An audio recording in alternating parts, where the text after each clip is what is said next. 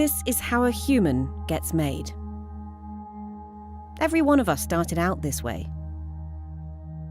We've a pretty good idea what happens over the 9 months it takes to produce a newborn. But there's this one bit that's been missing. Right at the beginning, before this animation even starts. The very first few weeks. Now armed with new ways of growing human embryos in the lab, scientists are learning what the very beginning of human development looks like.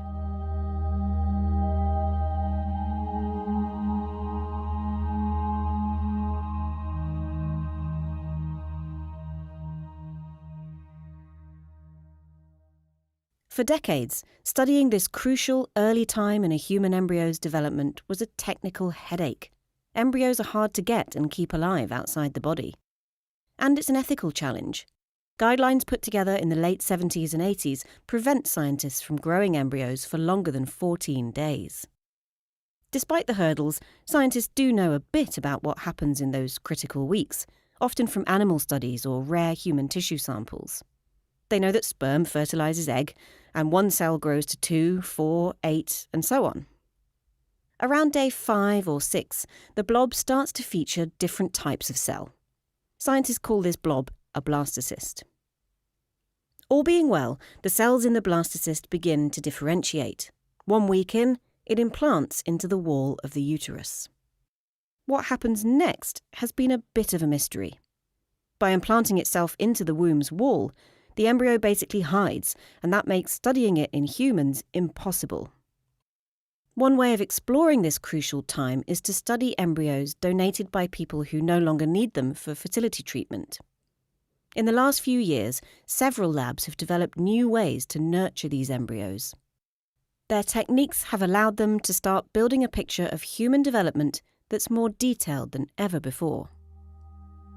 Here's a day 6 embryo growing in a lab. Cells destined to become the actual fetus are tagged in green. Those that go on to form the placenta in blue. By day 8, the cells are sorting and arranging themselves. The green fetal cells have condensed together, and in red here are cells that will form the interface between the baby and the placenta. It seems these extra embryonic structures develop a little later in humans than expected from studies in other animals. Day 10. The whole thing increases in size, and bundles of cells start developing into support structures. Surprisingly, at this stage, the embryo can direct its own development with no input from the mother's tissues. By day 12, the outskirts of the embryo are preparing to bind more strongly to the wall of the uterus. After all, if this were a natural pregnancy, the embryo would be there for the next 9 months.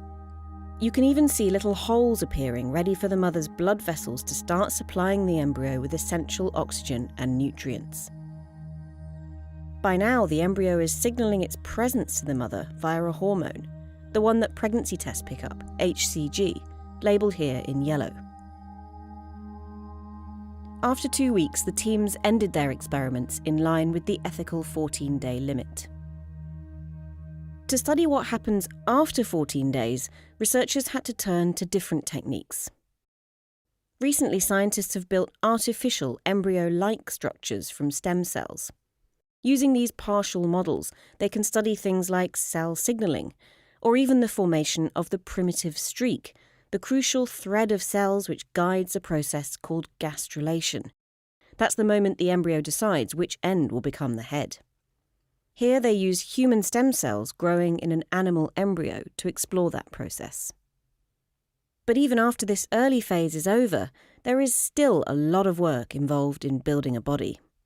To study later phases, scientists have made and analysed high-resolution 3D atlases of human embryos and fetuses.